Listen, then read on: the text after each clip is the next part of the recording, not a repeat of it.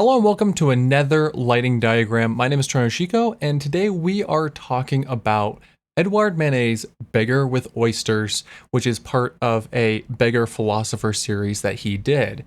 Now, I really like this image for a couple different reasons, and I think the main one is how kind of modern it looks in terms of its style. It very much is a kind of photo portrait with a backdrop look, but in a painting from around 1870. And it's just as interesting to see how stylistic aspects of portraiture have remained the same, changed, and all these types of ideas. And what remains in the popular visual storytelling toolkit over 100 years later. So I'm using my Filmmaker Tools template. This is something that I built for Draw.io as a project template that anybody can get on my Patreon. You can find it here, and the link is down in the video's description. Now, this is something that I built for Draw.io, which is a free and open source diagramming software that I love to use to make lighting diagrams. So you can head over to my Patreon and grab this template for free. It's just available to anybody who wants it so that they can use it for their own diagramming. Once you have Draw.io and the template, if you want some guides on how to get started, I have those linked down below, showing you how to import images, import the template, and just kind of generally use the software. Now with that all taken care of, let's get started here. So this one is actually really simple. So this is probably going to be a lot shorter than many of these, because what it looks like to me here is that we primarily have a key light and then maybe a little bit of fill. I can tell that by looking at the beggar's face and looking at the beggar's pants area right here, and specifically looking at the beggar's shadow. Now, the edges on the shadow itself kind of indicate to me that this is a harder light. They're not incredibly feathered, and they actually kind of draw back a little bit further. Now, since this is a painting, things can be softer and more abstract. There's another beggar painting by Manet that is a lot more loose in its form, actually, and things are a lot more abstract in terms of being kind of more shape-based. This one is not the same way. There is plenty of detail in like the beard and on the fabric, and even in this shadow where we get this harder line. Now, one thing that I do want to say about this that I think is so interesting is that from a little bit of research that I've done, Manet was inspired by kind of this beggar philosopher idea and wanting to capture that in some paintings. I think the simplicity of the background and the environment and the wardrobe here is complementary to the idea of being a beggar philosopher. There's ideas of virtue in poverty, and I think that that is what is being expressed here.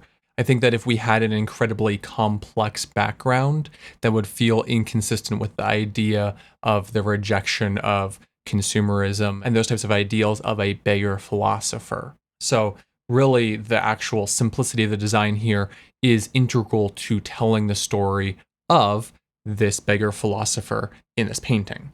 Now, we do have some interesting things here, like the oysters that are, I think, in a pile of hay, which sounds gross. Who got all this hay in my oysters? But, you know, the lighting here is very even, but when we look at it, we do still have some hard shadows that are underneath them, but they're all very directional, right in a line. So let's just start building this, and I'll continue talking as we go. Now for this, I am going to use the backdrop because I think that this looks very much like a painted backdrop if you wanted to recreate this style. Now, this is a really great style to recreate for photography in particular. We're talking about a almost single source key here and lighting a portrait with it. Now, the one thing that I think is important when discussing that is the idea that there's still enough light to illuminate him entirely. Now, you will notice that at the back here, there is a fall off of the light right around here, where down here it's brighter and it, is kind of brightest at the bottom here and it gets darker as it goes back. And I think that is also the angle the light's coming at. I think we are a little bit top down, not incredibly harshly, but definitely enough. Now, this is also a harder light. That's part of why we're getting those shadows and we're getting all those extra details. But that means to me, with the idea that it's at an angle, is that the light's relatively far away. Relatively. Not, it doesn't have to be incredibly far away, but it's relatively far away. We're not having some sort of like really close up, very soft portrait window light or anything like that. Here it's harder source. In terms of how the painting is made, it's probably a harder source because it's further away. Because the further away the lamp is from the subject, the harder the light will be. And then in the inverse, the closer the lamp is, the softer the light will be. So I'm going to put the lamp relatively far away. And we're going to get a light path. Now, to me, this light is pretty narrow. And you can kind of tell by the idea that on the right side of the beggar, there is no real change in exposure, at least relative to the space right in front of him.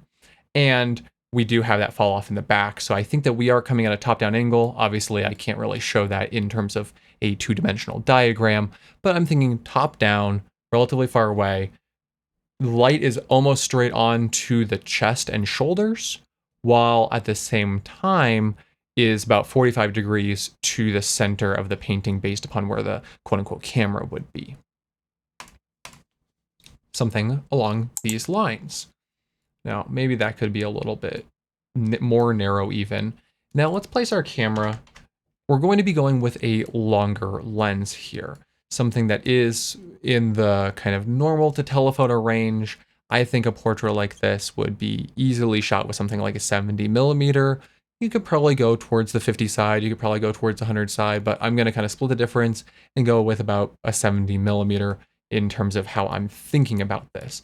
And you know, that kind of 50, 75, 85 range is often good for portraiture because you kind of get a little bit of separation from the background in terms of spatial compression, while also at the same time not distorting the face all too much, and especially not being on the wider side, distorting the face and like stretching it.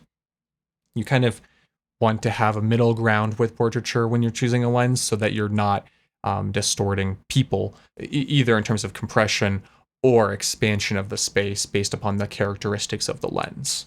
So I'm going to put that right about here and kind of imagine that that is roughly a 70mm lens. This is really the form for this painting. The one thing that I do think that is possible here is we could use a Fresnel very easily to really, really focus this light. That would help us immensely with getting these harder shadows, and you can change that spot to flood look so that if you need it just a little bit wider or a little bit more narrow, you can adjust that. It makes the light a little bit harder so that we get a little bit more distinct look in these shadows along the side of the face, along the side of the pants, all that kind of stuff. Now, one thing I do want you to notice that on the face, the cheek has actually some lightness to it that is different than the same area and a similar angle on the pants. Now, I think that this is some artist manipulation of how deep that shadow would be to make sure that we get the entire exposure on the face. Without that, you risk having those shadows be too deep.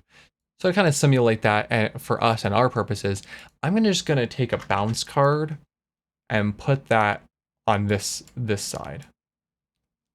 Now, that could be a large V flat, that could be just actually a 5-in-1 bounce, that could really be anything. This doesn't have to be super expensive. For more on the photo side of things, a V flat would be a pretty standard way to just raise that up just a little bit. You will get more raising up of the shadow down here because we're not able to necessarily control the face separate from the leg, unless you're doing some manipulation in post, obviously. But just having that there, I think, could help bring that up just a little bit. And kind of almost lastly here, now you could get this look with basically just this setup. Obviously, like I said, you might need to control this a little bit wider or a little bit more narrow, bring it further back, bring it closer, and just kind of control that circle of light that Fresnel is creating to get the amount of exposure that you need overall. Now, at the same time, I do think that since this is not entirely blacked out behind here, we might have another little bit of light. And I kind of suspect that a little bit because of the light that's on the hat right here. Now, the angle is a little bit different from the angle of the shadow here. with the head turn. It could be another source. It could be just some artistic manipulation to make sure the hat doesn't blend into the background too much. But for our case, we're gonna just take a lantern. We're gonna kind of go from the key side and light this whole area. Now, this is kind of additional. We don't necessarily need this, but that would help us, depending exactly on its position, get a little bit more exposure in the background here so that this isn't entirely blacked out. We want enough light back here so that's just that dark gray and it's clearly separate from the rest of our subject. We don't want him fading away into it. That I think is the control that is in this image that I really like, is that we have this dark blue, we have this dark kind of green hat, we have these dark shoes, and yet none of that fades into the background. It's still distinct. We still have that separation. So we want to make sure that we get that in our image. Now, this should be above. We're not going to have it be on the same level as him because then we might risk getting too much of an edge on him. There's not really an edge except for this one spot here, which I'm thinking is more of an artistic choice to make sure he doesn't blend into the background than exactly how the light looks at this angle. Having this in there, we're able to get just a little bit more lighting for the backdrop. You could even go as far as just putting it behind the subject. You might get more of an edge on him. And I think that this image is suited better to not have an edge light in particular because of the control that is being had with the tone of the background versus the tone of the subject. Obviously, lots of people light portraits very similarly to this still, and we often still see having an edge light frequently opposite the key side to make sure that we don't have any sort of blending into the background in particular. That's definitely possible. I would probably not use a lantern for that in that case, but having this somewhere where we get the background a little more lit, you could always move the background a little bit further back. There's a couple different ways you can manipulate this, but this is the basic form of how an image like this can be lit. For my case, I would put this up above and just a little bit right about here. That way we do get a little bit of light on the pants. We do get a little bit of light on the hat. We do have the face be lightened a little bit towards the key side. But really, we don't want this to be influencing our image a whole lot. We mostly want that kind of omnidirectional type light from either a lantern or a space light to influence the background. There's something very special about this image to me in how much detail goes into this idea of the beggar philosopher, and the person themselves is very detailed while the background is so sparse. And like I said before, I think that very much is the idea of the beggar philosopher being imparted to the audience, in that there's nothing extra. It's just what he has on his back that he owns, but the details of it are obviously very well done. You can almost feel this fabric right here. It looks just so wonderfully soft. And I think that Manet's choices here in terms of how he's telling the story in this painting are really, really interesting, especially for the relative simplicity of how this setup could be done now. I mean, we could set something like this up in terms of photography in a matter of minutes, but the way that it's being used to convey the story is what's the value here to me. Yes, this is a relatively simple setup, but how you can use it and how you can justify it for the story is the important part, and that's why I really wanted to talk about this today. Really, overall, this is a pretty simple setup that anybody could use if it fits their story. And it's a great way to learn because of its simplicity. And because of that simplicity, the execution has to be done well. And so that wraps us up for today's lighting diagram. Thank you so much for watching. I really appreciate it. Once again, if you want to get my Filmmaker Tools template, you can go over to my Patreon. You can also join me on Patreon. I have tiers that start at just $2, and I'm trying to build up a bigger following over there as well. I have a lot more videos coming out soon, so if you want to subscribe for other lighting, cinematography, and just kind of general micro-budget filmmaking videos, I would appreciate that. You can give the video a like to help me with the YouTube algorithm. I do have affiliate links down in the video's description to the kinds of tools that I would use to light this type of scene, and those also help support the channel. Thank you so much for watching, and I hope you have a wonderful day.